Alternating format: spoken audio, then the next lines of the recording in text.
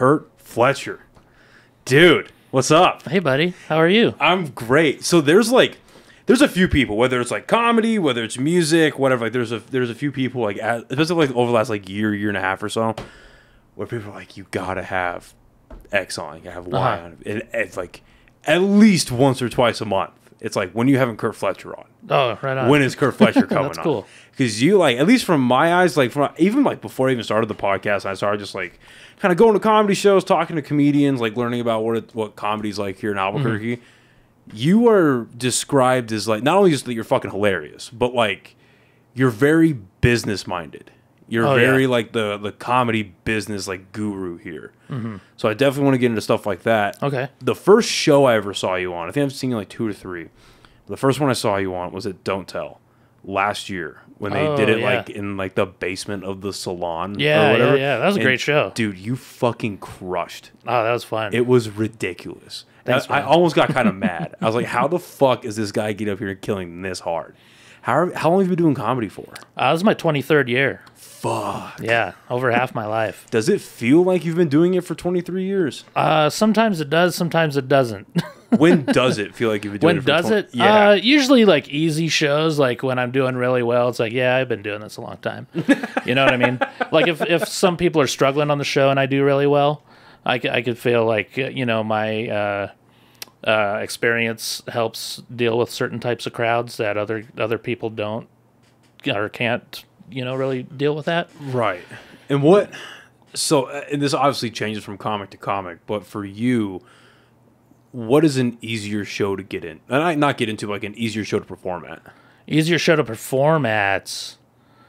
Man. Because what's easy for you as a 23-year veteran is going to be way different than what's... Yeah, I mean, there are certain clubs where it's just like they're such good audiences, like you can say anything and they're going to laugh. You know what I mean? Like Denver Comedy Works is like that, or Hyenas in Fort Worth is like that. It's like if you do bad at those clubs, then you're a really bad comic. You know what I mean? Yeah, and is that like... How and in your brain, like, how do you break that down? Is that like your material isn't strong enough, your presentation isn't strong enough? Is it just like you don't probably inexperience and just not really knowing what you're doing, I guess, or not reading the crowd properly, stuff like that. How long did it take you to start consciously getting into not necessarily crowd work, but just like acknowledging that the crowd is there, working off of the crowd? Oh my God, it took a long time because I was so nervous. So I used to pace back and forth all the time, kind of like Stephen Wright, but I wouldn't make eye contact with the crowd because I was so shy and nervous. So it took me a long time to, I was about 2 years in and I was performing at Laughs in Tucson, and the headliner I was working with, he, like right before the last show of the week, he goes, I want you to do something this show. And I was like, all right. He goes, I want you to stand completely still. Like, don't move at all. And I was like, okay. He's like, trust me. He's like, just do it. He's like, if you don't feel comfortable, you don't have to do it again, but I want you to really do it at this show. And I was like, okay.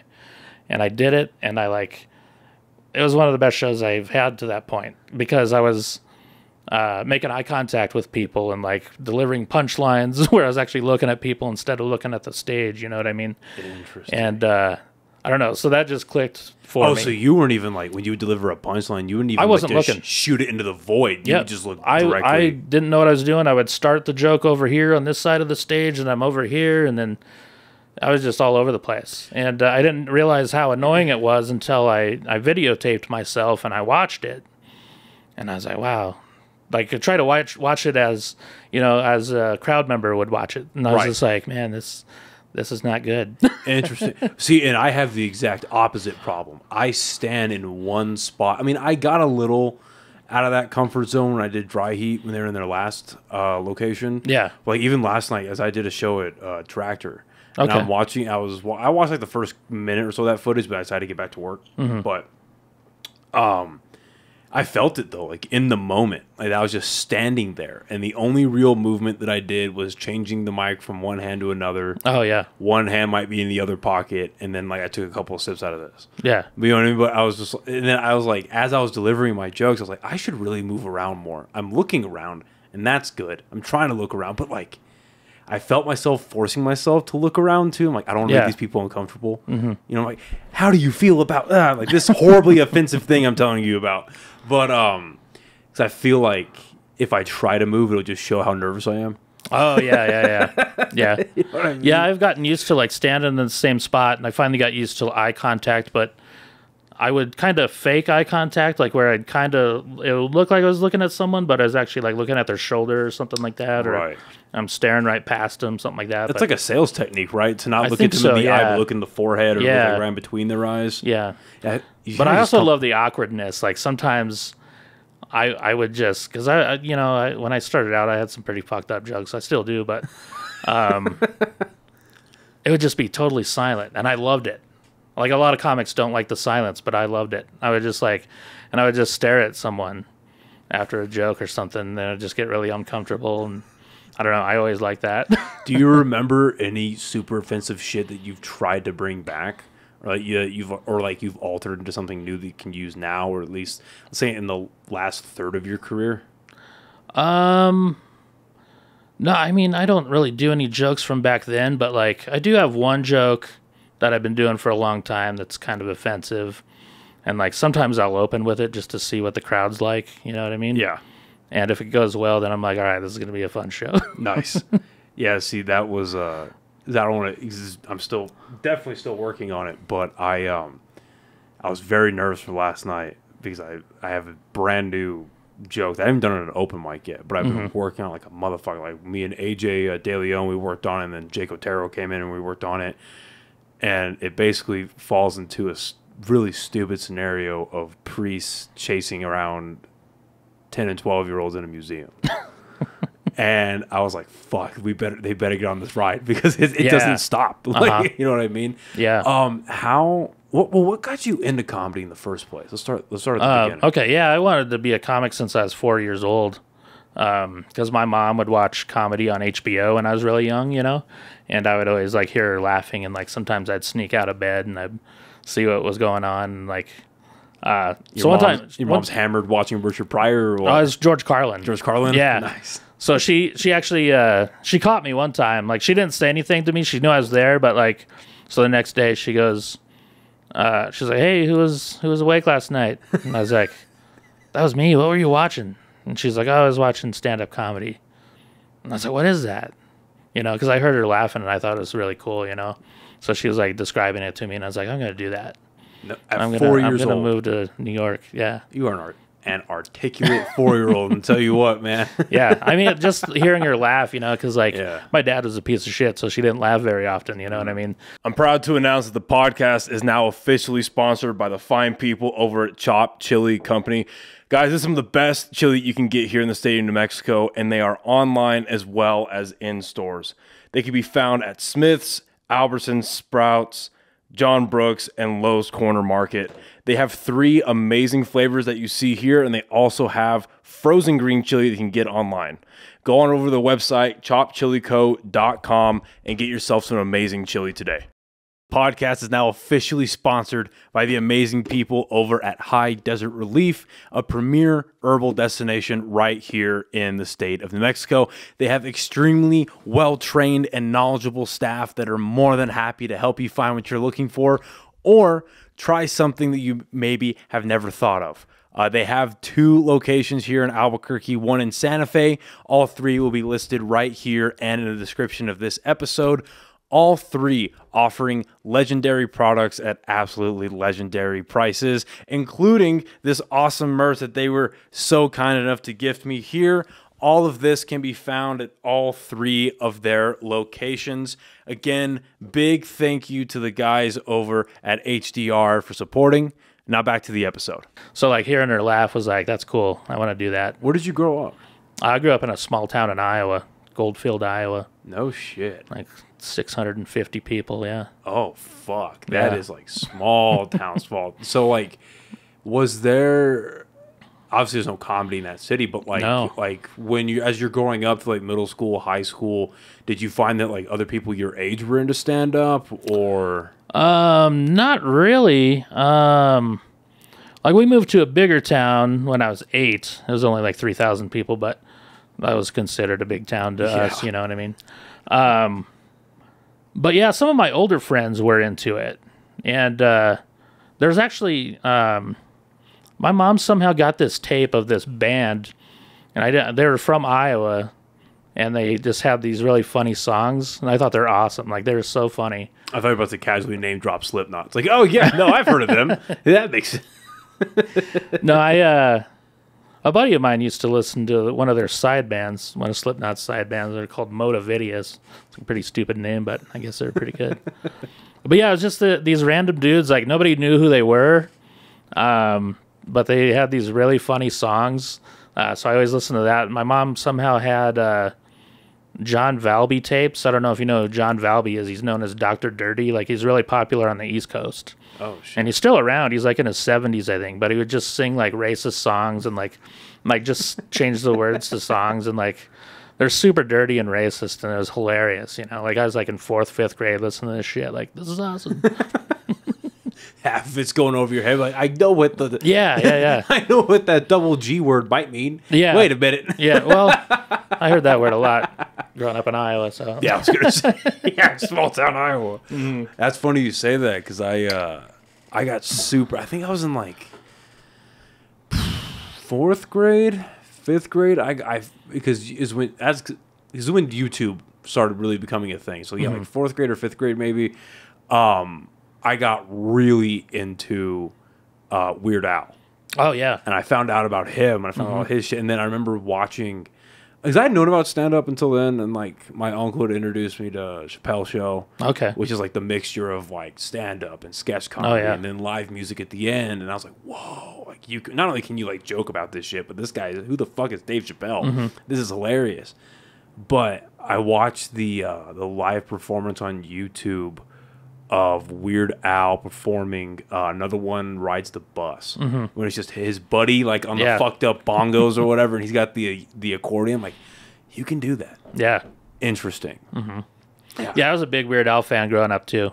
Did you watch the movie with Daniel Radcliffe? Oh yeah, I've watched it a couple times. So funny. So fucking Yeah. good. Yeah.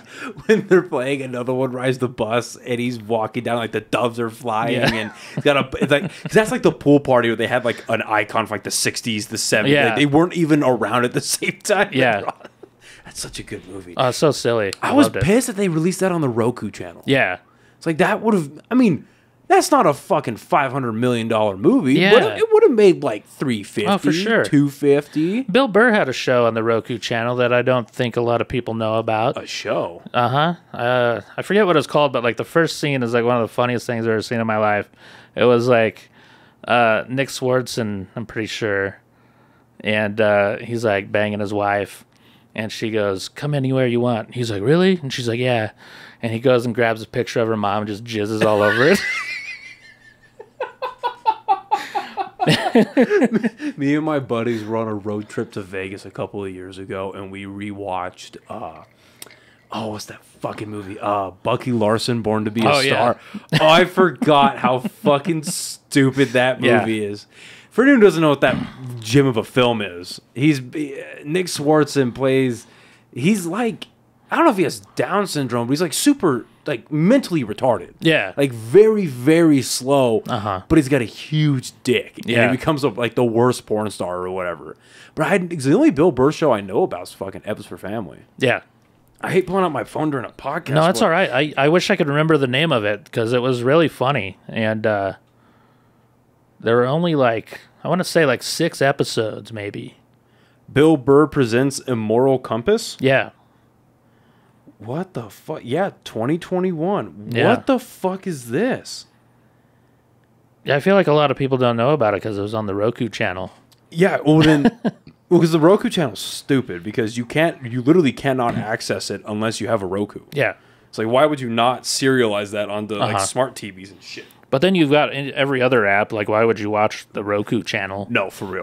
It's like I didn't spend the $70 to buy a Roku. You think I would use your? Yeah, but they've actually got some pretty good shit on there. There's like a channel that just shows stand-up specials all day. Oh shit! Which is cool. I mean, they show a lot of dumb shit like Jeff Dunham, but hey, I love Jeff Dunham. All right, you do? Oh yeah, that's what. Oh my god, you don't. He's all right. That's the quickest podcast that I've ever done. Really, you don't like Jeff Dunham? I hate him. Okay, so let's. Well, he's also an asshole. Is he? Don't say that, dude. Is he really? Yeah, I don't want to ruin your. Fuck. I don't want to tell you any stories about him. I mean, it is what it is. You don't. But he was an asshole before he was famous too, which makes it worse. Damn. Yeah. I mean, here's my thing though, right? And that's more than half of why I love doing podcasts. Is I love learning new things. And I also like being proven wrong. Yeah. You know, I know I enjoy being wrong. I really do. Obviously not about like the things that I hold dear and like actually believe in, but like you know, things that I enjoy or like ideas. I'm not married to my ideas. Yeah. I'm married to my ethics. Yeah. You know, my general moral compass. You know, but you know, if I'm proved wrong about something that I've thought was right for the last however long. Yeah. Because I grew up on like, I knew about Chappelle's show, and then like, Weird Al's not a stand-up, but I saw that one performance of him, and then I'm trying to think like because like when I got into high school was when Netflix exploded. Okay. Not exploded, but like they started their streaming services, and the power move they did was stealing most of stand-up, or at least starting to anyway, from Comedy Central. Yeah. You know what I mean? So like before high school, like my aunt and my uncle, they would have like the movie channels. Like I would randomly catch stand-up there. I might catch like some George Carlin or Richard Pryor or like Robin Williams or this was before high school when Will Ferrell did the Last Night with Bush or whatever. I remember watching that, but then like when I go to my mom's house, she was super like overprotective, very Christian, very like, you know, like the type. So you had to watch Jeff Dunham. Yeah, exactly. Well, that's how I got away with it. I was like, I wanted to watch something funny, wanted to watch some stand up. My friends told me about Jeff Dunham. I was like, hey, he's funny. My other like 10-year-old friends, hey, he's funny. He's got puppets. Yeah. I was like, okay. So I was like, Mom, he's got puppets. It's not dirty. And then I threw it into my little DVD player. I was like, whoa, Sweet Daddy D is super racist. Yeah. But yeah, man, like that. There's I forget which one it is, but I know it has a purple cover, and that's one of my favorite stand-up specials. Period. Oh, really? So prove me wrong. What the fuck happened? Well, like I don't know. I don't watch him. So let's start with like, do you not like his like the process of? I think it's just really cheesy. Yeah. Okay. Most of the comedy's cheesy to me. And I want to like him because one of my buddies actually wrote for his last special. You know what I mean? Shit. So I kind of want that to do well. And my mom loves him. My mom always goes to see him when he's here, you know. And I just don't like it. I think it's super cheesy. Fair enough. I just hate it. Yeah. No. Hey. No. Yeah. You like. And then I find out he's an asshole. He was an asshole to one of my buddies. Like my buddy was opening for him like years ago. This was his first time ever hosting at his home club in Tulsa, like 1998 or something like that. And he brings his camcorder so he can film himself. And he gets off stage the first night, and his camera is turned backwards. And he's like looking around like, what the fuck? Who turned my camera backwards? And Jeff Dunham came over. He goes, don't bring your camera the rest of the week. And he's like, okay. So I don't know if he thought he was filming his sets or whatever. Like, I don't know. No, there's a better way to go about that for sure. No, is that, and you're a perfect guy to ask, is that a normal thing in comedy clubs for comedians to start recording themselves? Is that like, sure. Comedy club etiquette? Is that accepted? Oh, yeah. I try to film every set in the comedy club for sure. Okay. Yeah. Because I wonder how it's like Casados, you know, they've got it down to where like they film all their stuff. Yeah. You know, so you don't really need to bring your own stuff because they've got like the professional audio with their cameras and this, that, and the other. But I've always wondered that if like that's, cause I mean, you go to every open mic with people with cameras, you got like brewery shows and shit like that. People have their cameras, but like, it's a good way to put your like crowd work stuff online, so you don't have to burn material online. You know, so you're always putting content out. Right. You know what I mean? When this is generally speaking, obviously, but for you, when did you start worrying? I've heard that a lot about burning material, right? When did you start getting concerned about, oh shit, if I put this, if I really like this joke, the crowd really loved it, I want to put it up, but you know, then people are going to see it and they come see me do it and they might get disappointed that I'm doing stuff I put on the internet. When did you start getting concerned with that type of stuff? I'm still not really. I mean, I'm not well known enough to worry about it. You know what I mean?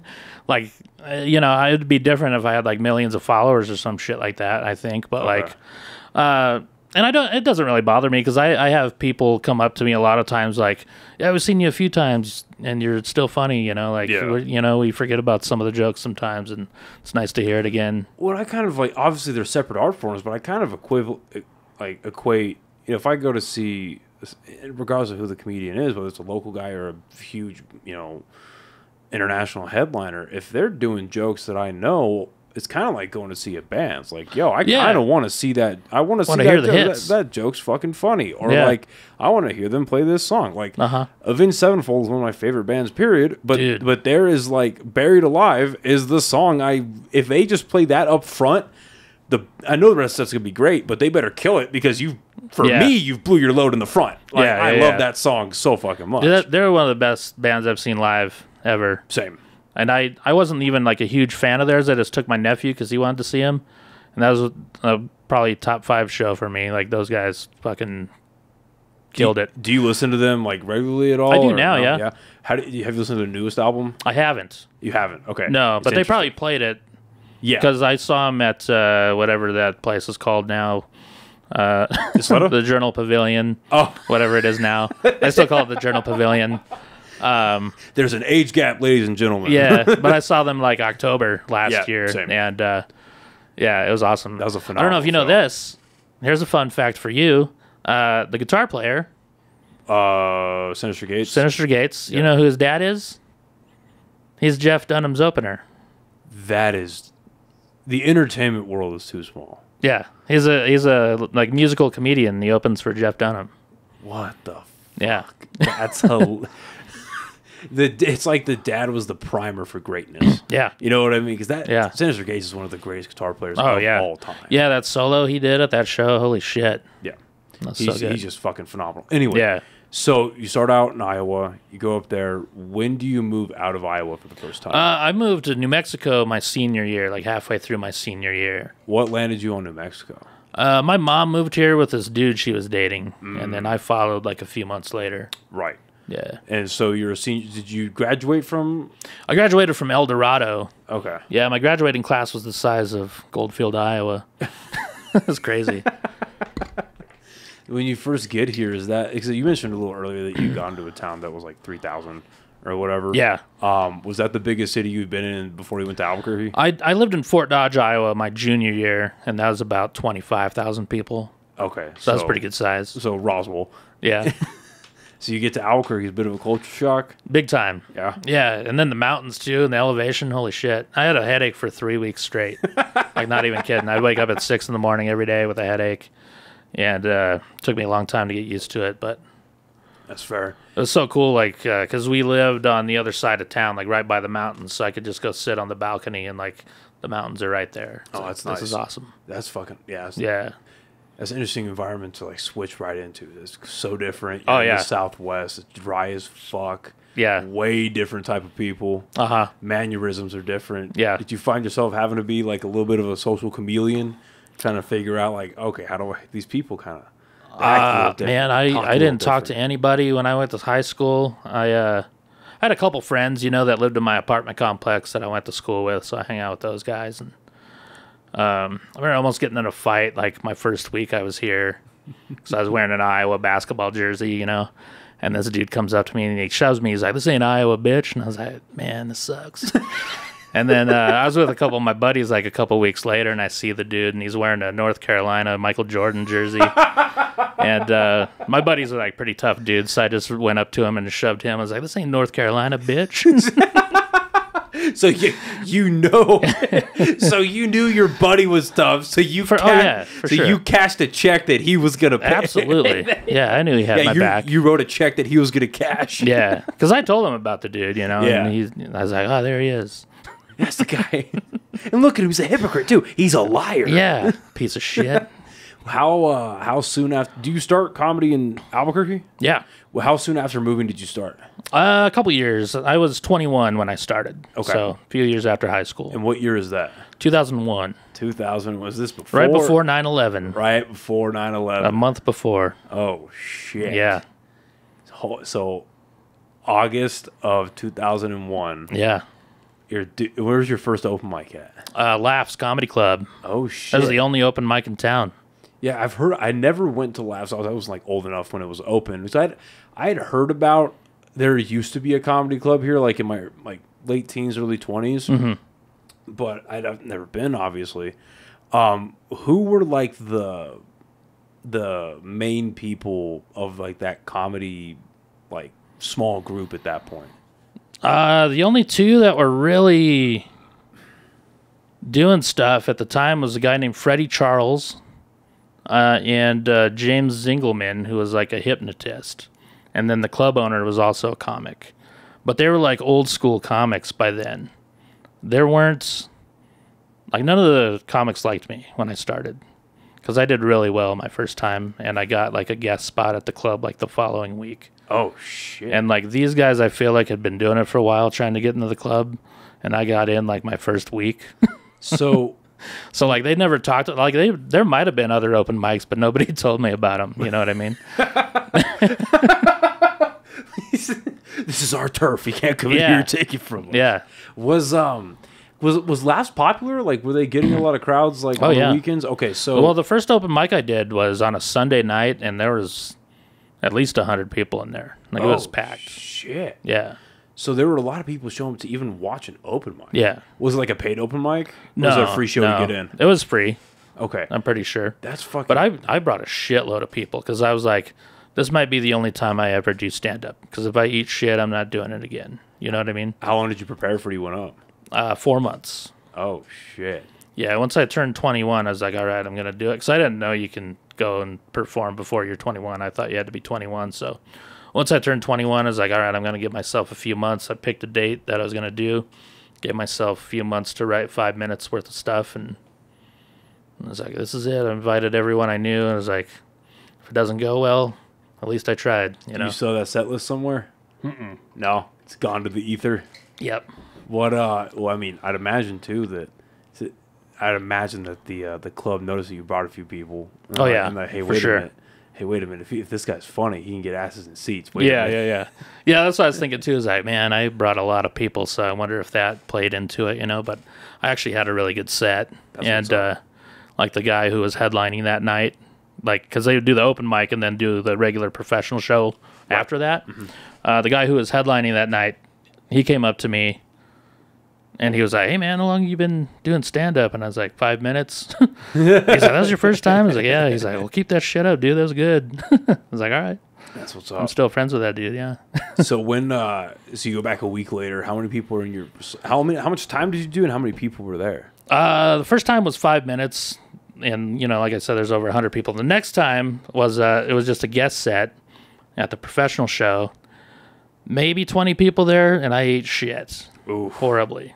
Yeah. And, yeah, Do the same set or you try new jokes? same set. Okay. Yeah. And so I go up, eat shit, and then club owner comes up to me. He goes, come back next Sunday, do it again. And I was like, really? And he's like, yeah. I was like, all right. That's And cool. so I thought maybe he didn't see my set or whatever, you know. And so I go back next Sunday, another small crowd, like 20 people, eat shit again. He goes, come back next Sunday, do it again. I was like, you saw this set, right? And he's like, yeah. I was like, what's going on? You know what I mean? Like, I was like, I did really well the first time. And then he's like, oh, it's just a small crowd, low energy. I was like, okay, that makes sense, you know. He's like, material's good. You just need more experience, you know, stuff like that. Well, that's good, man. Like, and I'm very fortunate to experience it, but I'm experiencing that firsthand. Like, new comics need somebody, or not just somebody, but I feel like they need somebody with experience, somebody respectable, somebody that's like a figurehead, and the community's like, hey, no, keep going. Yeah. No, keep doing it. Yeah. Okay, you're gonna do it again. It's like being in the gym. It's like, no, you're gonna do it again. Okay, you're gonna do another push-up. You're gonna do another step. You're gonna run another lap. You're gonna do whatever. You need to keep, because I mean, I ate a dick on my first open mic. Oh yeah. Oh, Where was your first open mic? It was at Inside Out Oh yeah, that's a that- rough one anyway. that A. Marie and Buck Yeah. was doing. And I mean, I loved it. Yeah. I'll be real. Like, there's like maybe at like 15, 20 people there. Uh-huh. And I had stupid fucking jokes. Dumb as fuck, dude. Offensive too. Oh yeah. And, but I did one joke. And in the very back, I heard Steph chuckle. Nice. And that was enough. Yeah. I was like, oh, Yeah. that's it. That felt good. Yeah. What does that mean? And then like, it was funny because because Bug wasn't there for that, but A. Marie was, and the mic is over. We're all there having a few drinks, and she comes up to me and the girl I was with at the time, and she goes, "Hey, that was really good. You're really confident. You have good stage presence.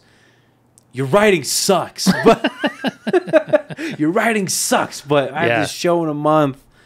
Go do 5 minutes." And I was like, "Oh, yeah, yes, fuck yeah, I'll do it." And Hell then yeah. like we went to Anodyne after we were shooting pool. I was like, "Oh no, what did I just say yes to?" Uh-huh. You know what I mean? Like, oh no. But it's important to have someone pushing you like that. For sure. Yeah, and I feel like a lot of us, like especially male comics, when we start out, we're kind of like shock comics. Because I definitely was. I had some stuff that was pretty fucked up, you know. Well, I just like you know, I remember asking the club owner about it. I asked him about the jokes. I was like, I know some of these are like kind of fucked up, you know, like, do you have suggestions on these jokes? Like if I should tell them or not, or where I should tell them? And he kind of just said, you know, kind of make sure the crowd's on your side first before you tell some of the more fucked up ones. And I was like, all right, that makes sense. right, you have to like earn. He's their like, make fun of trust. yourself first, you know. So that's what I started doing. I would write jokes, make fun of myself first, and then start making fun of other shit. Is that like, because obviously there's joke structure, but as far as set structure goes, is it, I mean, there's a million ways to do it. Comedy is Yeah. subjective, but generally speaking, is fucking Liquid Death. Holy shit. God. Is it usually best practice, especially for newer comics, like, okay, your first 3 to 5 minutes should be about you. You're introducing yourself. It's self-deprecating type of humor. You're earning trust so that if and when you get to the dirtier stuff or the more like offensive stuff or more like touchy subjects, you know, you're already funny. The audience trusts that you're up there to laugh or up there to make them laugh. Now is that generally the way to go about it? Yeah, that's what I was taught. You know, make fun of yourself, and then always close with like any jokes you have about sex or anything like that, because you know, sometimes it can be dirty, but everybody can relate to it. Everybody in the room, well, most of the time has had sex, so they can relate to it. You know what I mean? So yeah, make fun of yourself first. That sets you up to make fun of other shit after that, and then close with like sexual stuff, if you have it. No. I mean, yeah, that makes sense. Yeah. So what I'm always interested about is like, because a lot of comedy is really dedicating your time to it. Like I said, I want to be a stand-up comedian. I'm going to be this is going to be my career. Yeah.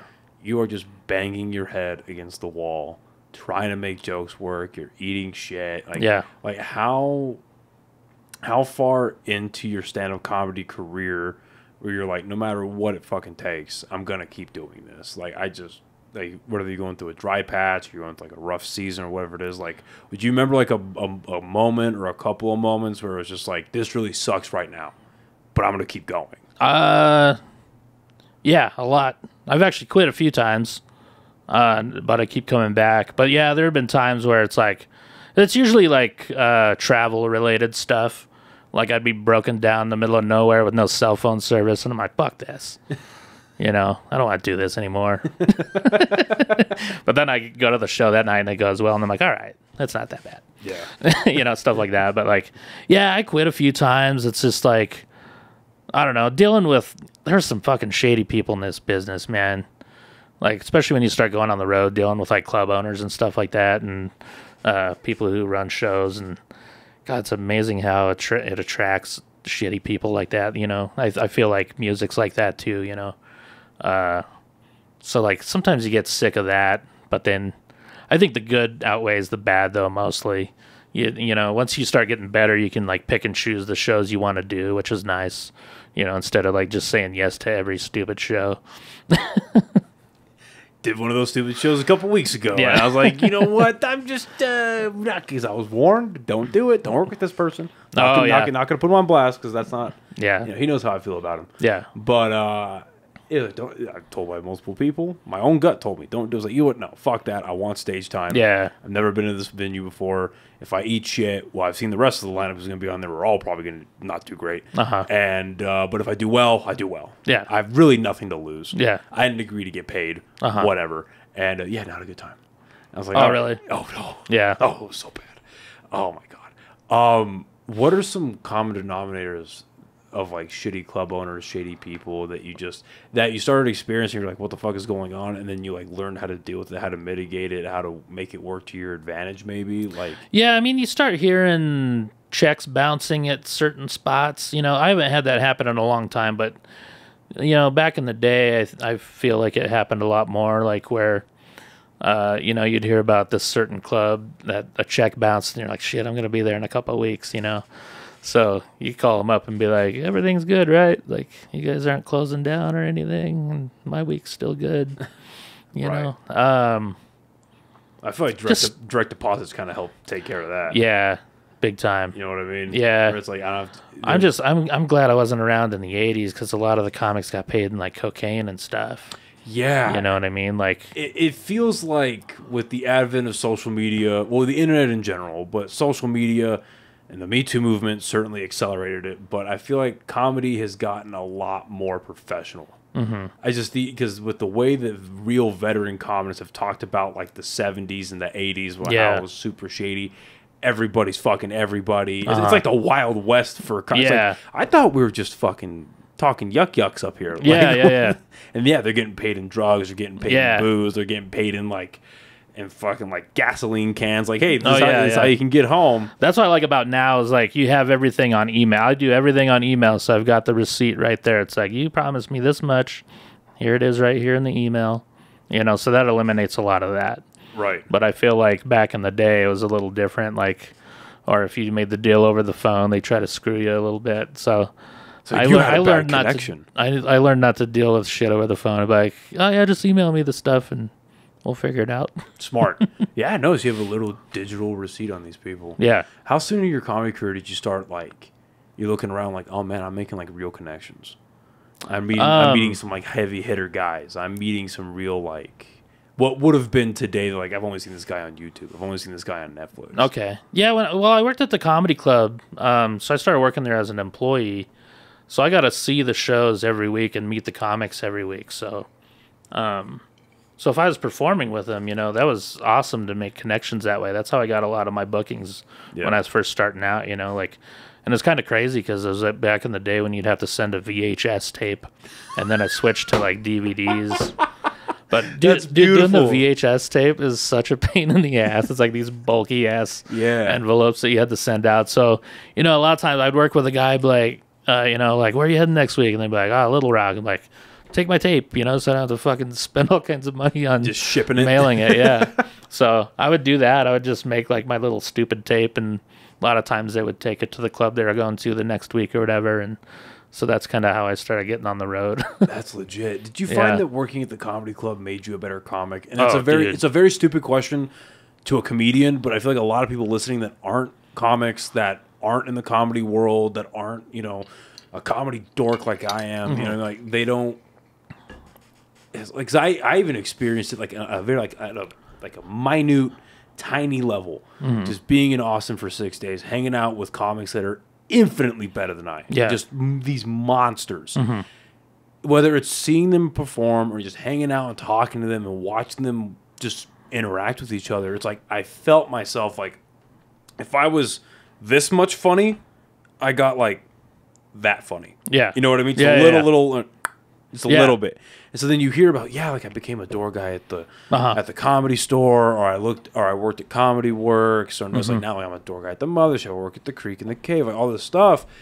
And it's like, working there, being around all of it made me better outside just the stage time. How did you experience that firsthand? Well, like Maverick said on the podcast, he said Oklahoma City made him a better club comic. So that's what happened when I started performing more at Laughs. Once I started like getting hosting weeks, that made me learn how to adapt to a comedy club crowd. You know what I mean? Because I was doing when you hosted back then it was Wednesday through Sunday, so you're doing 7 shows a week.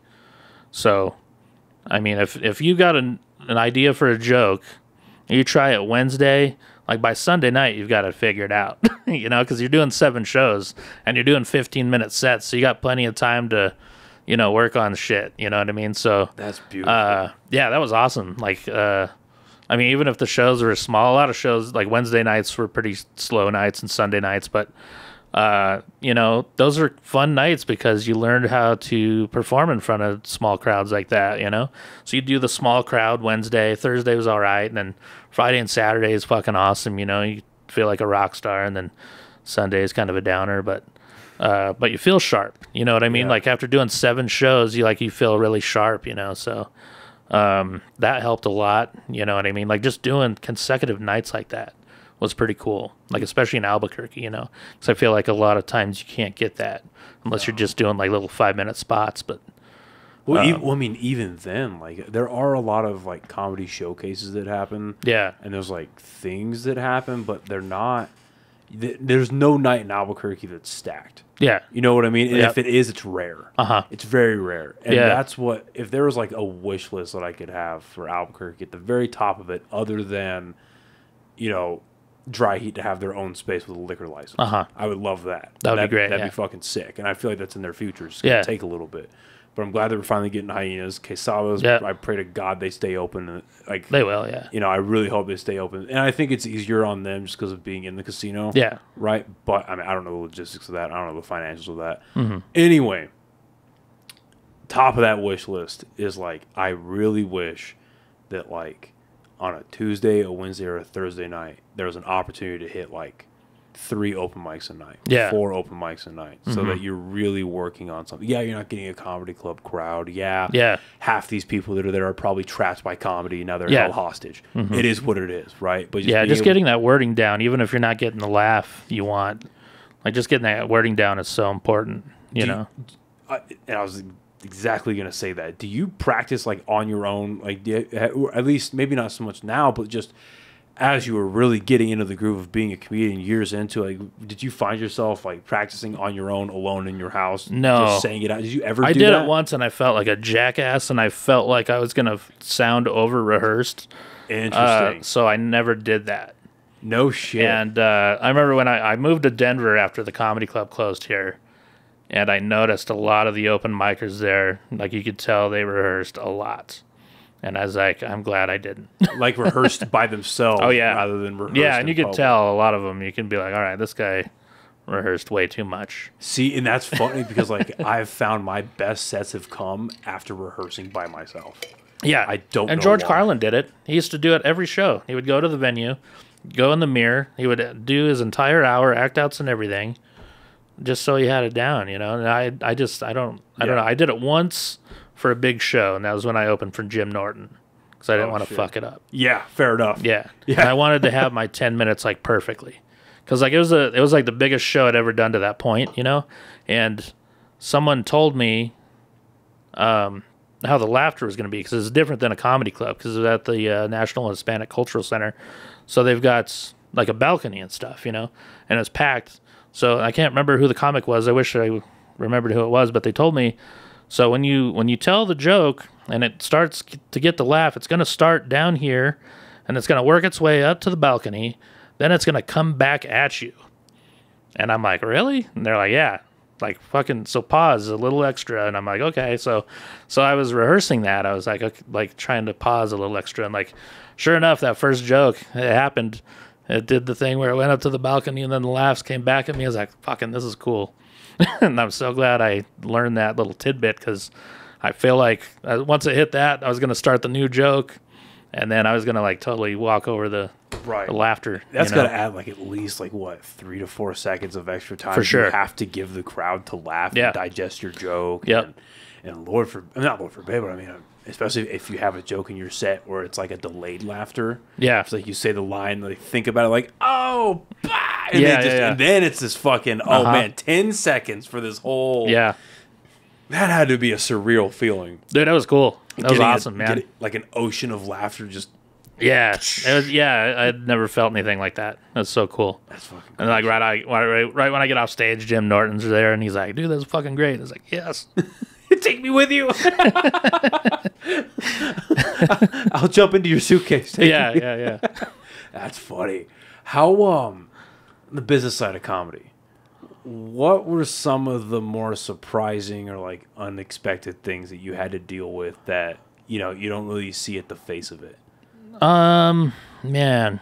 That you wish like somebody would have taught you about, you wish you would have known about before you had to deal with it. Well, that's the thing is like I worked at the comedy club, so I got to That's fair. see all the background shit. That's I fair. got to see behind the scenes type of stuff. So like nothing really surprised me except for when I got paid less than what they were gonna say or what they said they were gonna pay me, and like so that's only happened twice though. You know what I mean? Are you allowed to stand up for yourself in those situations? And I phrase it like that because it's like, let's say and this is going to be a very exaggerated example, but if I'm at a comedy club, I'm only doing it for however long I'm doing it. Let's exaggerate the situation. Say I've only got like a couple thousand or like 10,000 followers on Instagram, whatever.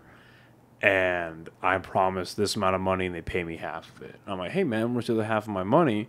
You guys, even if I have receipts, Yeah. wait, who the fuck are you? Get the fuck out of here! Uh-huh. Like that gangster type mentality that Yeah. can happen. But Like then, the first time it happened, I didn't say anything because I loved the club that I was working at, and it was Gary Hood, who was Dustin Ibarra's mentor, and we made the deal over the phone, so I didn't have, so that's why I started doing the email thing, and like. So he shorted me, and I was like, I'm pretty sure he shorted me because I had it written down. You know what I mean? And I was like, maybe I wrote it down wrong. Like, I don't know. But I picked up the headliner to take him to the bus station. And I was talking to him on the way to the bus station. I go, hey, did they short you on money? He's like, yeah, $400. I was like, no shit. shorted him by 400. By $400. And I go, well, what do you do in that situation? Like, I've never dealt with this. So they shorted me a little bit too, and he goes, I already took care of it. And I was like, well, what'd you do? And he goes, well, the hotel I was staying at, the room was under the club owner's name. So I just watched $400 worth of porn last night.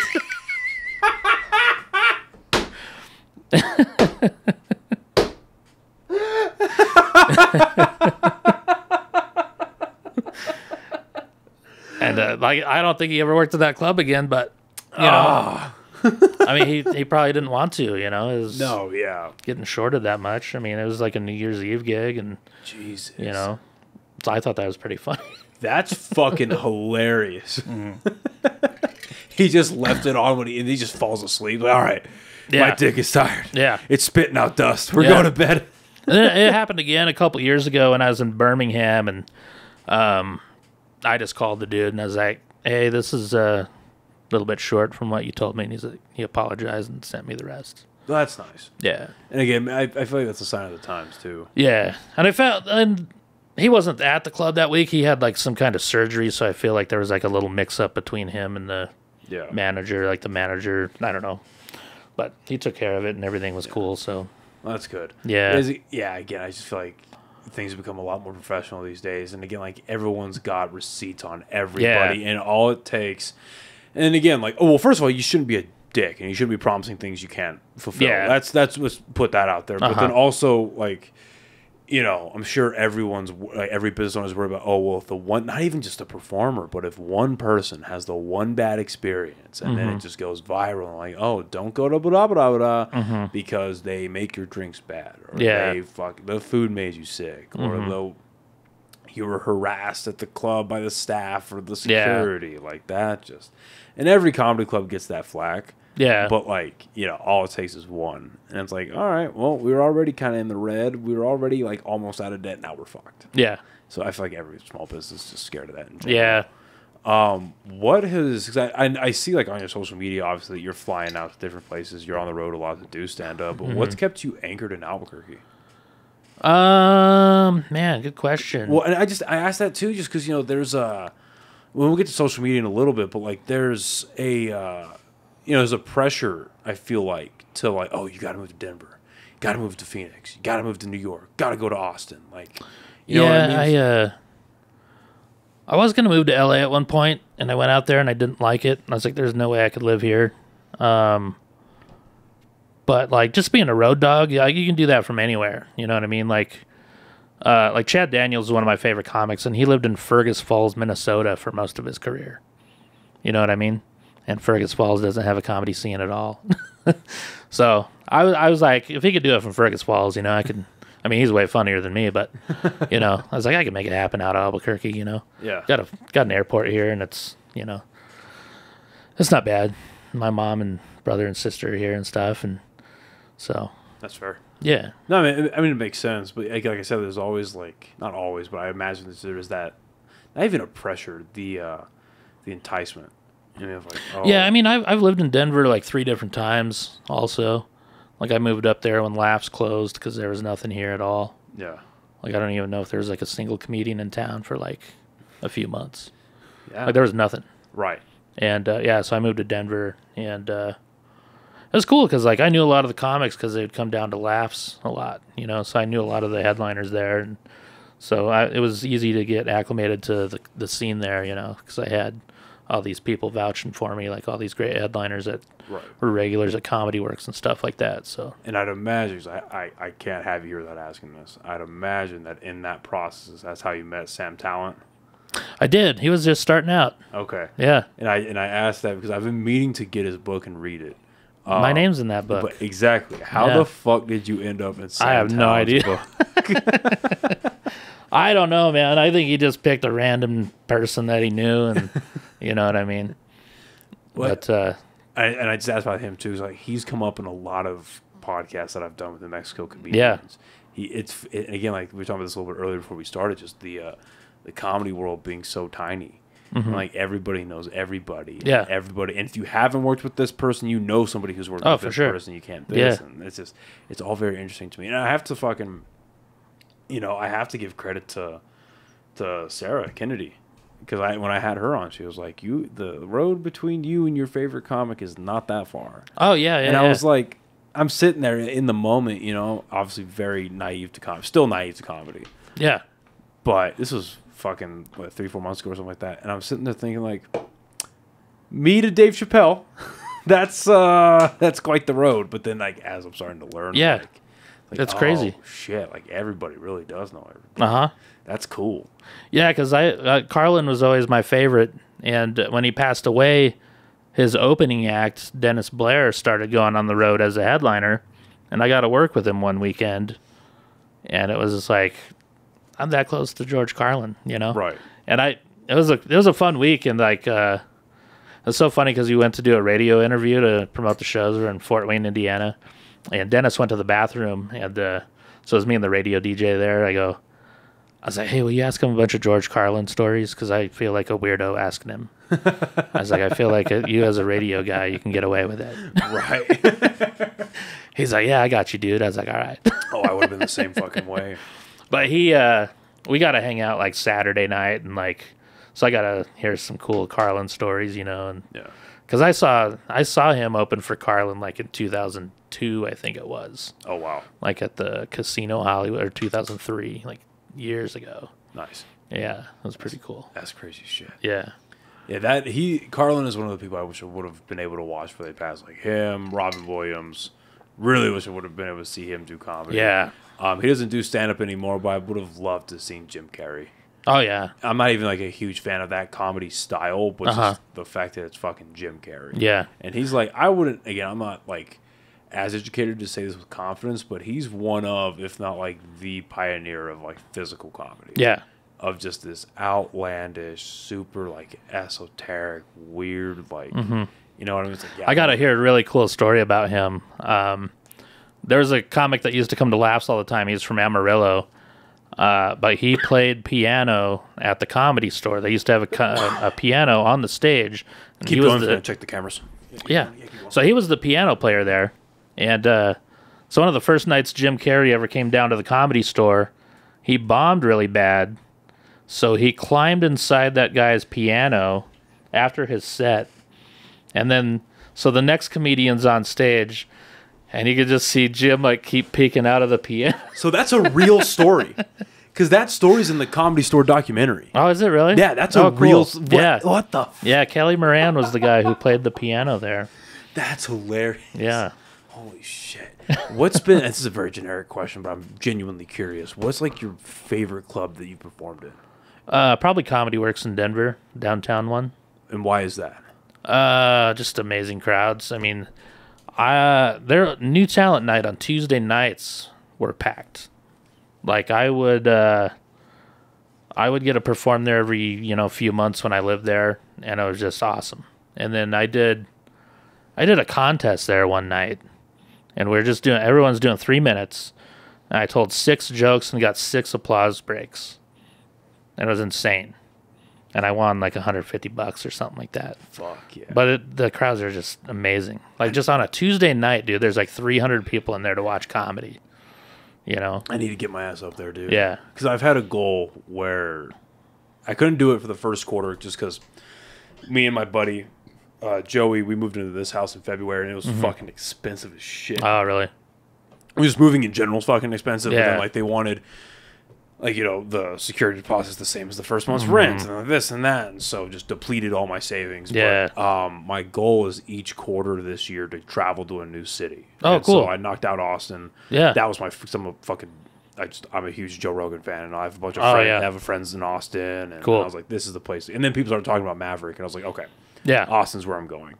And then I had a guy on the podcast that's fucking hilarious, dude. Brian Sullivan. I had him. Oh, on, yeah, I know and, Brian. And he's okay. That's fucking Colorado Springs? yeah. That's crazy. See, Yeah. my point exactly. He actually hosted.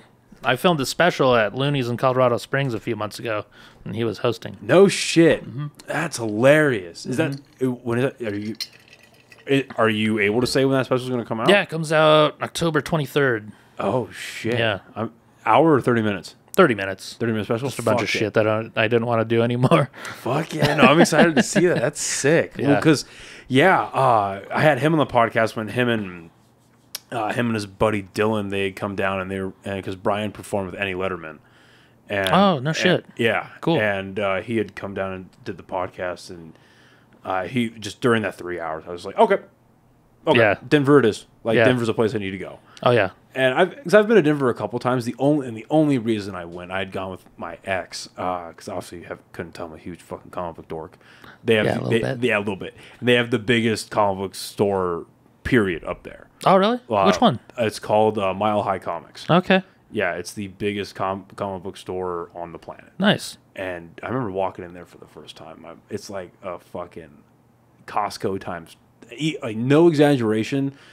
I'd say like a Costco and a half. Really? And it's just comics. Oh, that's awesome.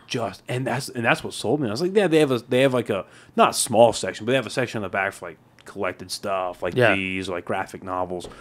The vast majority of it is just single issue comic books. And I'm like, how do this many exist now? Yeah. Like, what the fuck? Like, my mind was blown, you know what I mean? Yeah. So, but I never, and that was before, like, because the last time I went up there, it was well before I was doing the podcast, but I never even thought about doing stand-up. So I didn't even know that Denver was a huge stand-up city. Oh, yeah. No fucking clue.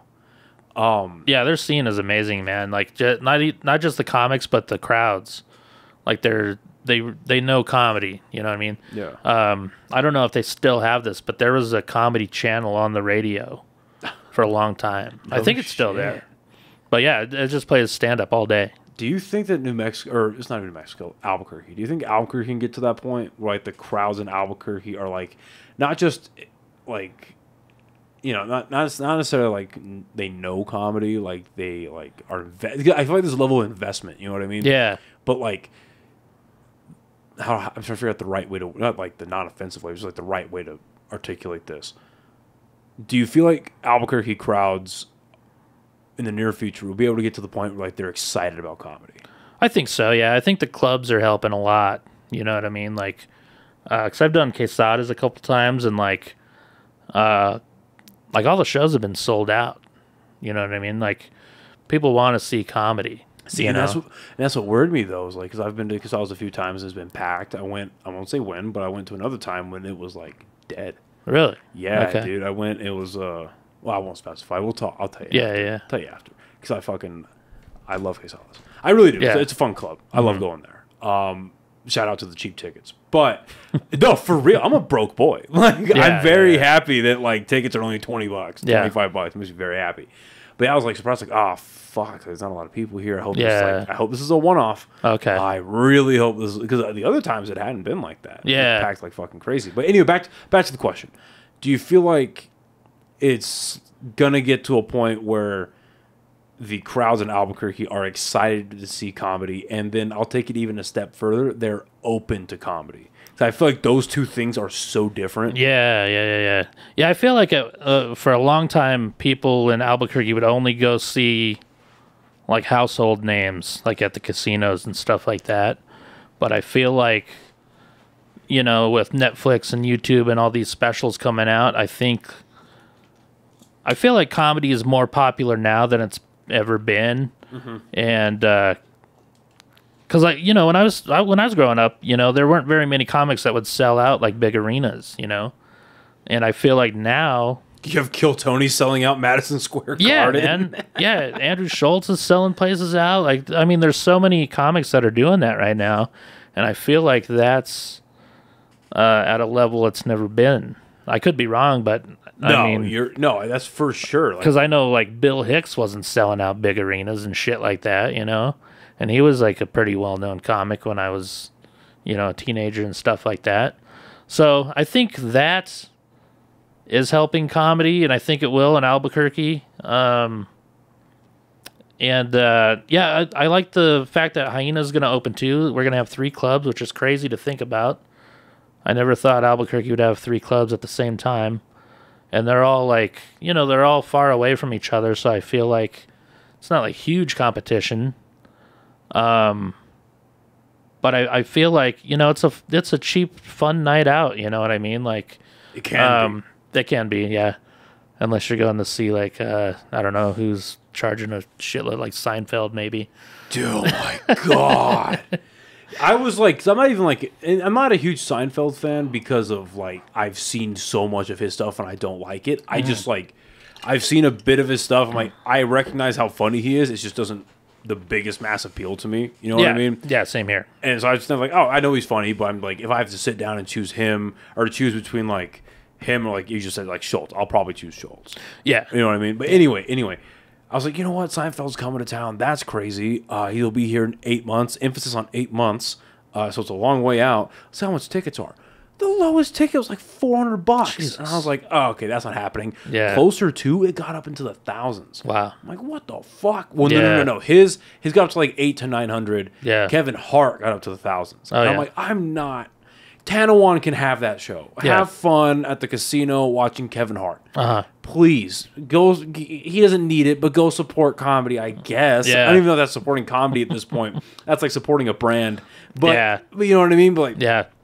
I'm not spending over fucking $100, $150 on comedy. I don't have that kind of money. I don't. And then like, cause me and my buddies, we wanted to go watch Norman when he came through, and like the mid-level seats were like, and again, his tickets weren't that expensive. They were like $50, 40. It was like $45, $50.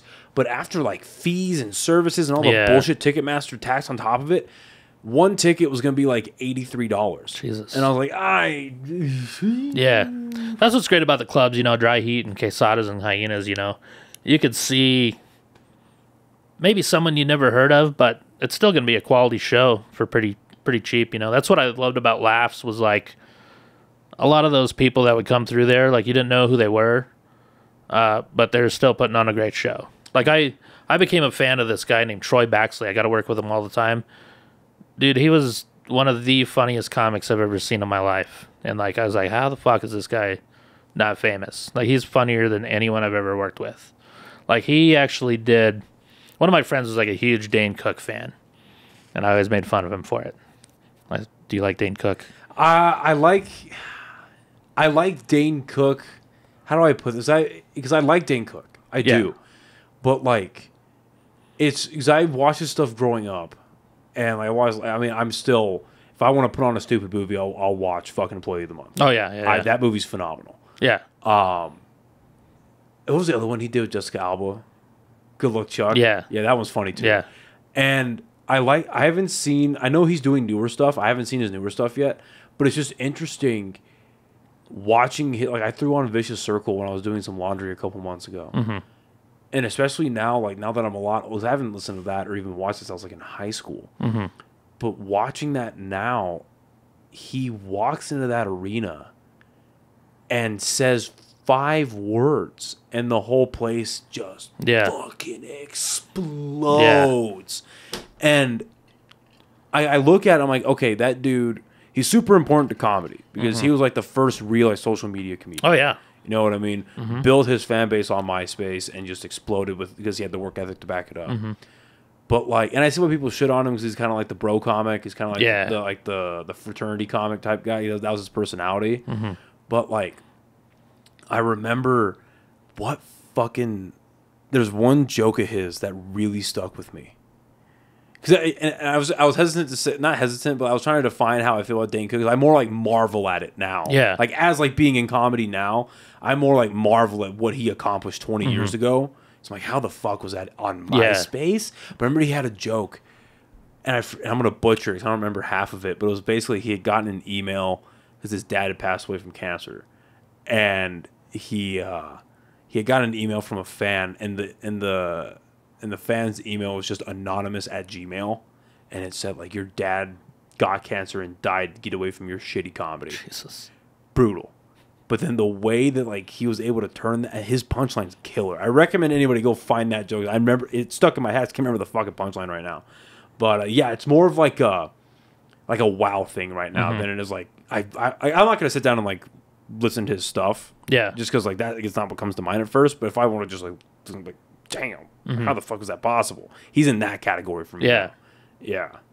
Yeah, so my buddy I was telling you about, he's a huge Dane Cook fan. I always told him that Troy Baxley was funnier. And so when they're filming Employee of the Month, they decide, his agent comes into Laughs and says they want to throw a surprise birthday party for him at the comedy club. For Dane Cook.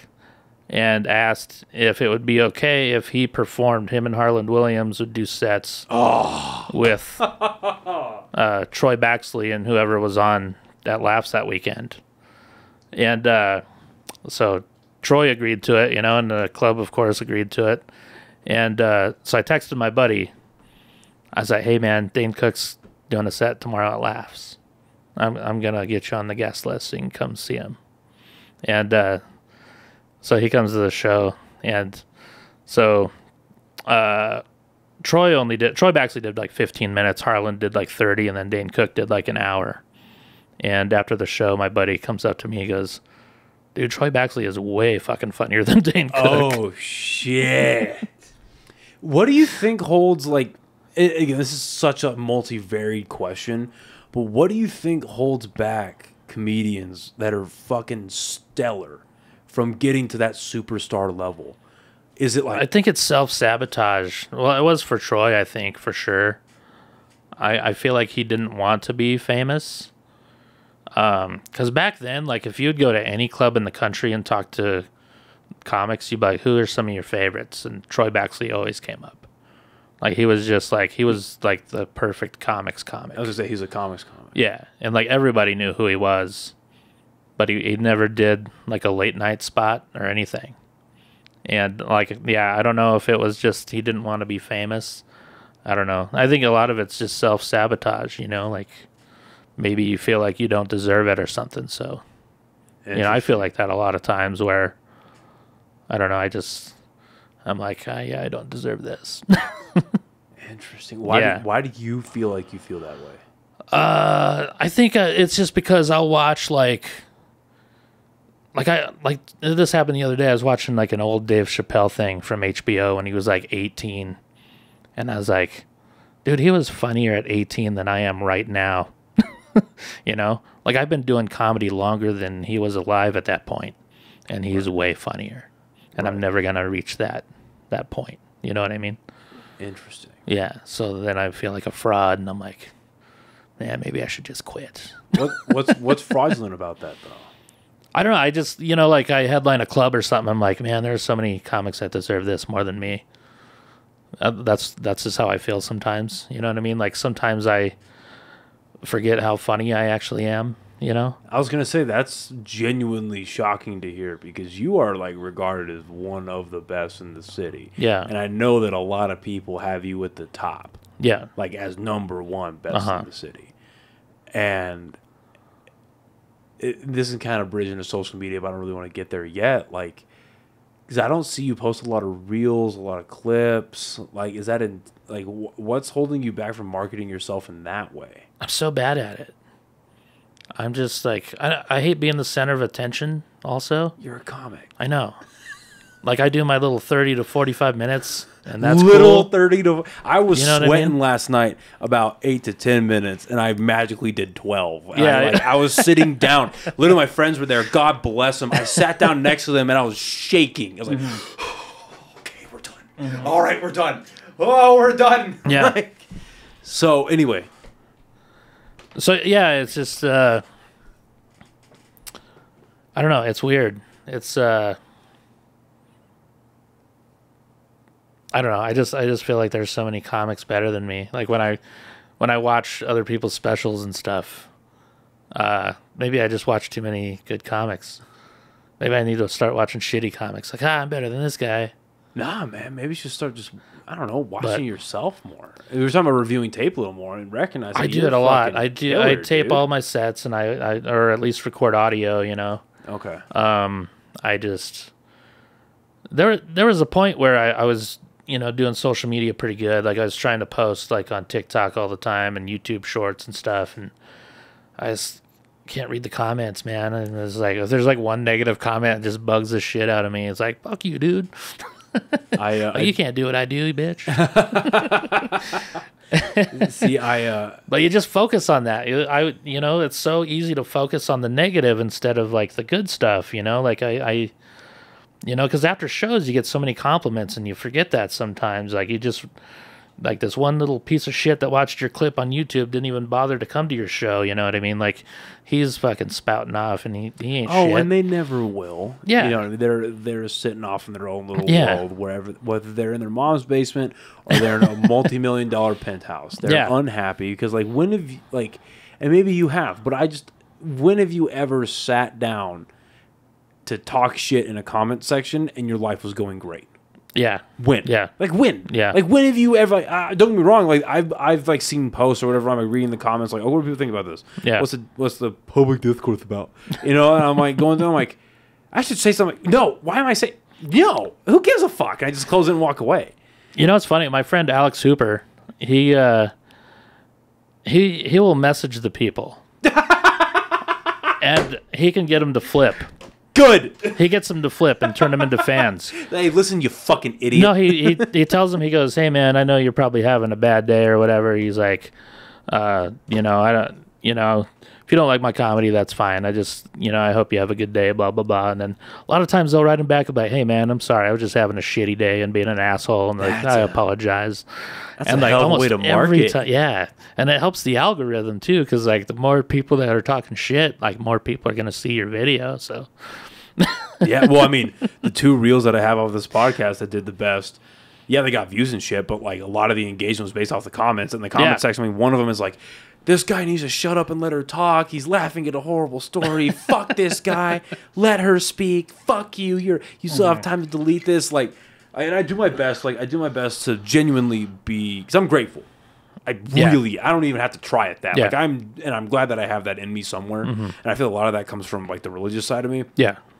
But I am genuinely grateful, not just for everything in this room, let alone everything in this room. Yeah. But I'm just thankful that I have the ability to have a job that lets me go do comedy. Yeah. That, this is the thing that I enjoy, because I could enjoy meth. You know what I mean? There are so many things in this life that I could enjoy. I'm so thankful that it's the fucking comic books. Yeah.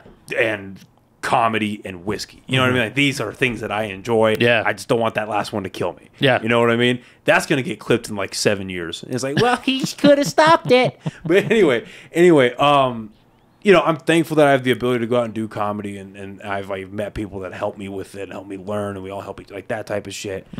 So I'm genuinely grateful, and I do my best to keep like a level head and be like, like after, I'm not gonna lie, even like this morning waking up after last night's set, I was like, fuck it, that was the shit last night. That was fucking sick. It's like, no, okay, you're like 7 months in. You are going to eat so many dicks over the next however long you decide to do this. I want to do it for a long time. I'm going to eat so many dicks. I'm going to have a lot of highs, a lot of lows. Fucking don't let it get to your head. But I posted a clip on TikTok a while back for stand-up. And I think the only comment on it, I think it's gone now. I think the guy deleted it. But like the only comment on it was like, this is the worst stand-up I have ever seen. This wasn't even funny when it happened. Too many people made fun of this. Like, you're a hack or whatever, right? And I screenshotted that. And again, I try to be humble. But when the time comes that I'm headlining a theater or I'm on like a theater like spree, I'm going to have that after my final joke. I'm going to have that on a projector behind me. And I'm going to parade that comment everywhere. Because that was my first, that was my very first negative comment. On social media for stand-up. God bless my friends. Like, they'll comment at least like a laughing emoji on Instagram or whatever. You know what I mean? I did get one funny comment on... so I have a post on my Instagram where it's me benching 225 for the first time. And the guy who's spotting me, he was alive when I posted it, but now that he's passed away, I have that pinned. So that reel popped off of me laughing at this horrible fucking story this girl was telling me because I didn't know how to react. So I was like, what the fuck? You know what I mean? That's just my, like... That's how I react.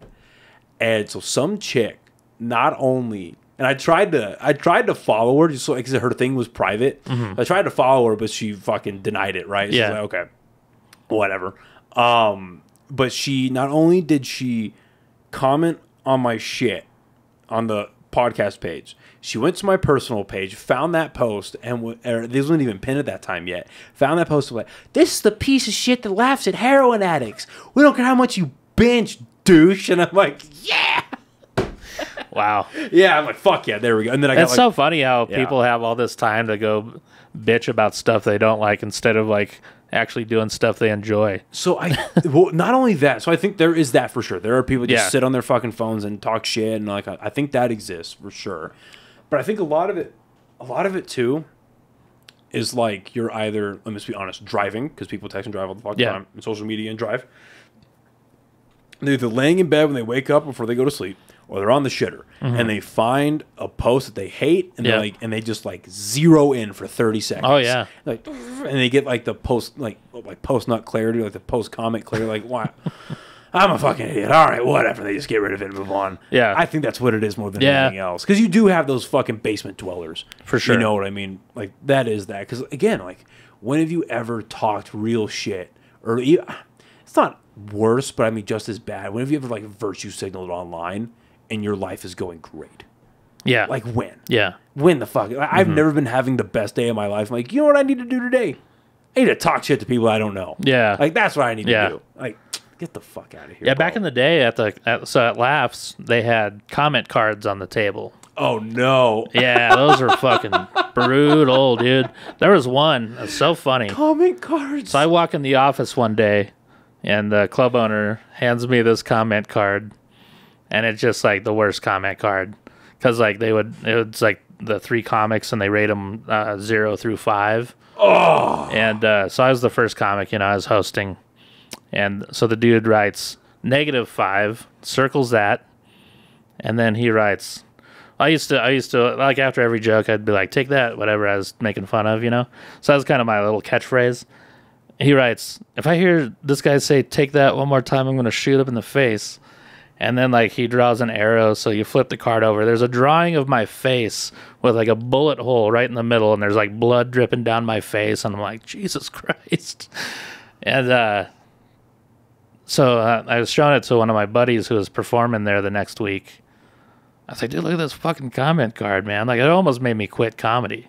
Oh, shit. And he goes, well, why don't we fucking prank phone call him, And I was like... Did you have the guy's number? Oh, yeah, it was right there on the comment card.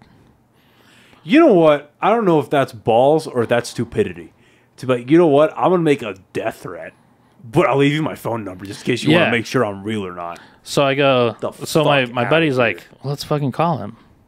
And I was like, all right. So we call him, probably like Wednesday or Thursday night. We call the number and this little kid answers and my friend goes, where's daddy? And the kid's like, what? And he's like, where's daddy? And the kid hangs up. So we do it again the next night. Kid answers, where's daddy? We do it 4 nights in a row, same kid. And then Sunday night, we're looking at the card and I go, I wonder if this is actually a 4 instead of a 9, you know? So I call the number. This dude answers like, hello? He's like, is this Tim? He's like, yep. And I was like, fuck. I go, take that, faggot. Just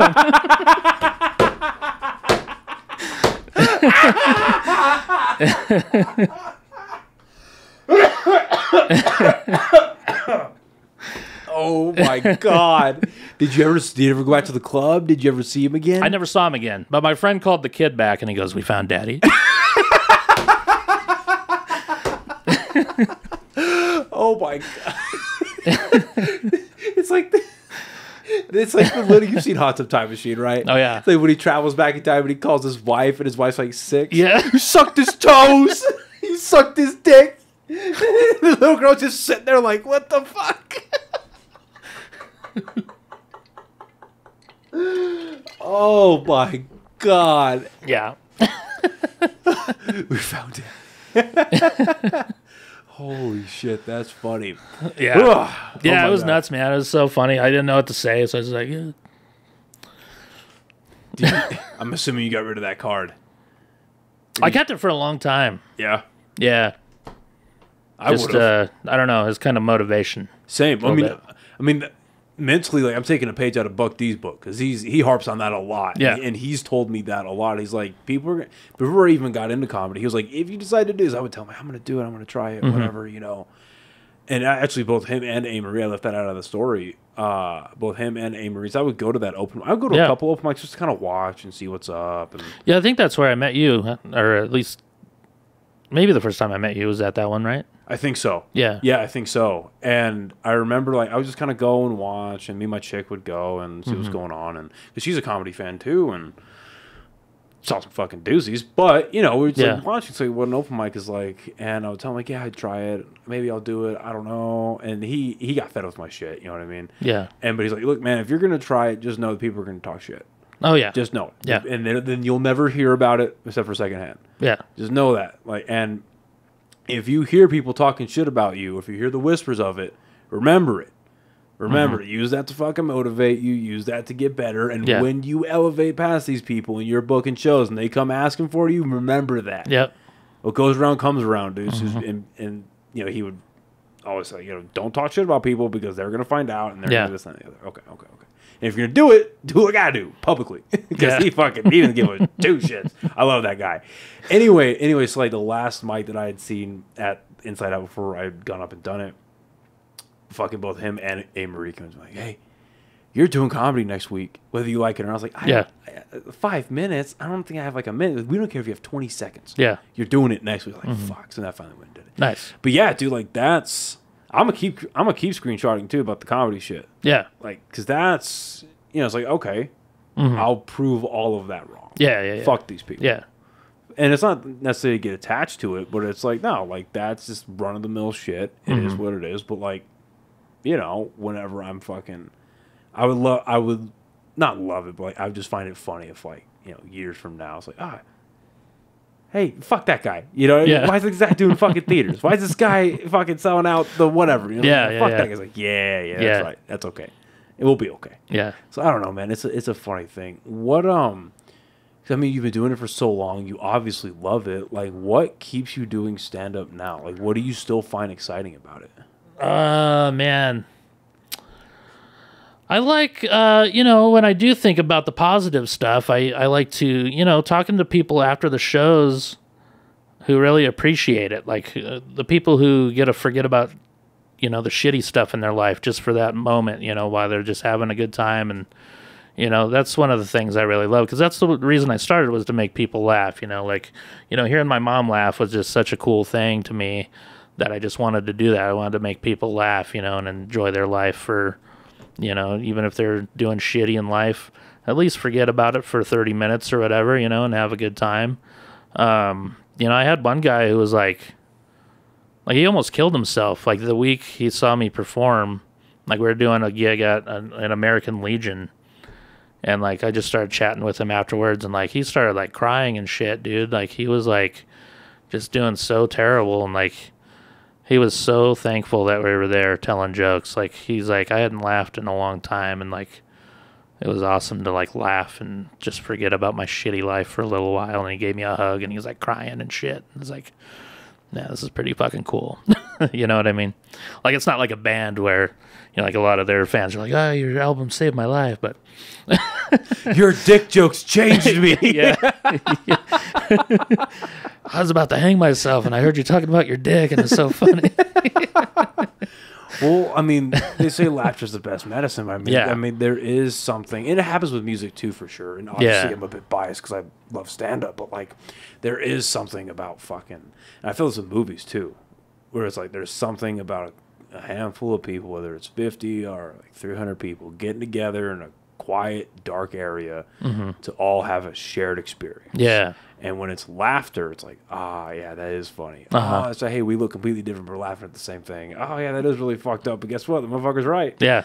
And then, like, fucking... So I've been a fan of Christopher Titus for a long time. Oh, yeah. Long time. And I saw him when he came through Quesadas. Oh, sweet.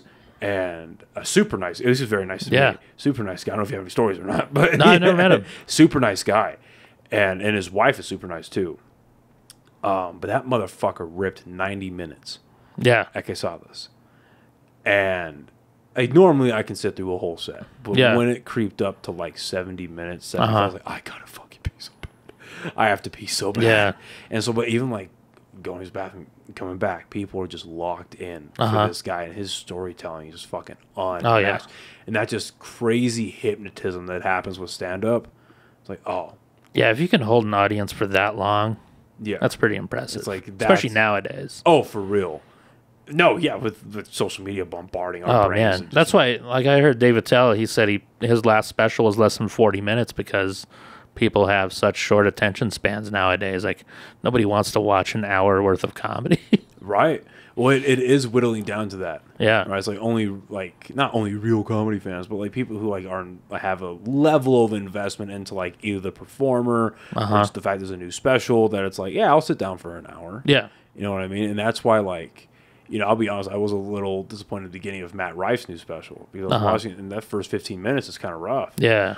And I was like, okay, when Yeah. are we going to get to the... Okay, here we go. Now we're off to the races. Okay, cool. Yeah. But that's honestly one of my favorite parts of a special is, like, if you have to pause it to use the bathroom or get more food or whatever or get a drink, it's like, fuck, there's only 5 minutes left? Yeah. Oh, this has been on for like 20 minutes. Uh-huh. The fuck was this? Like, that's how I feel with all of, like, Chappelle, especially his new stuff. Yeah.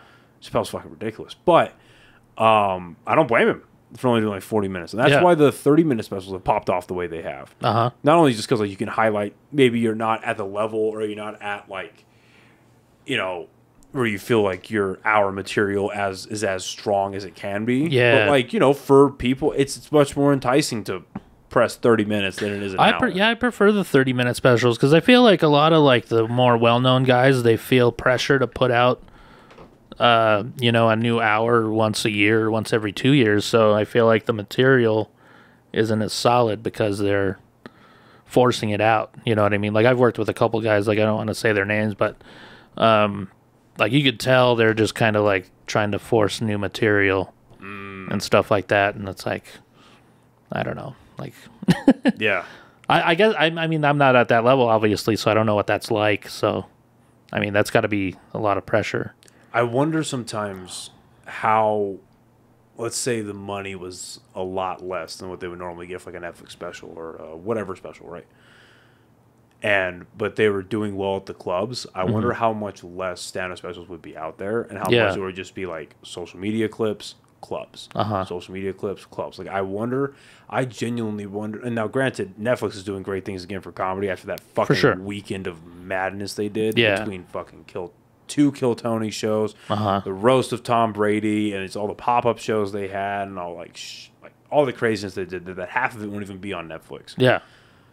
I wonder because of social media, because I think that report came out like 2 weeks ago where it was like comedy sales have gone up 300% or something crazy Oh, wow. like that. Yeah. Yeah. So it's like I wonder with comedy clubs are rising, and then obviously social media is not going anywhere. I wonder if in that pit, unless Netflix really does something, you know, really clever over the next 2 to 3 years, I wonder if specials fall into that pit where you really only see specials on like YouTube. You might see some like heavy hitters on Netflix. Yeah.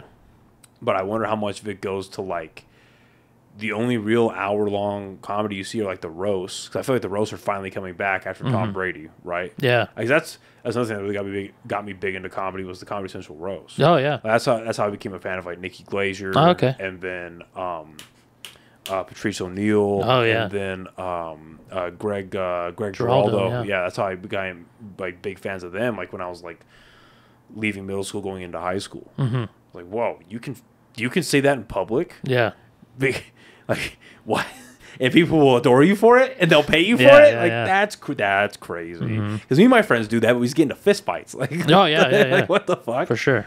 But I wonder if like or specials just kind of just go the YouTube route, and it's really just like you can enjoy the social media stuff, and you can go see them in a club. Yeah. I wonder if it just goes that way. Yeah, it'll be interesting to see how it plays out. Yeah. Yeah. But listen, man, you are a fucking interesting guy to talk to. I appreciate that, man. You Thank really you. are. This has been a blast. I'm looking forward to this. Yeah. And I said in the beginning that you're one of the most requested people that I've had. That's cool. Not only that, but you're also somebody that because I've been meaning to message you about this fight the last year or so. Yeah. I'm glad I waited Yeah. because I feel like I'm much better at this now Oh, yeah. than I was, a year ago, For a sure. year and a half ago. Yeah. So I'm glad we got to do it when we did. I want to have you back. This was I'd love to, man. Anytime. This was fucking awesome. Yeah. Where can people find you on like social media and all that stuff? Yeah. So I got a website, funnyfletcher.com. It's got all my tour dates and links to like tickets and stuff. And then my Instagram is comedian Kurt Fletcher. I don't like Facebook that much or Twitter. I prefer Instagram. I don't like social media altogether, really. But and then I have a podcast, In the Rye Podcast, which I have a website for that, intherryepodcast.com also. And then your special is going to drop when? October 23rd. That'll be on YouTube through Open Bar Comedy. Sweet. Yeah. All right. Well, thank you again, man. Absolutely, man. This has Thank been you. the Yeah. shit. And good luck to you and your comedy, man. If you Thank need you. anything, let me know. And I try to help out as much as possible. Thank you. I appreciate Absolutely, man. that. And thank you for listening and watching. And we'll see you next time. Bye, everybody.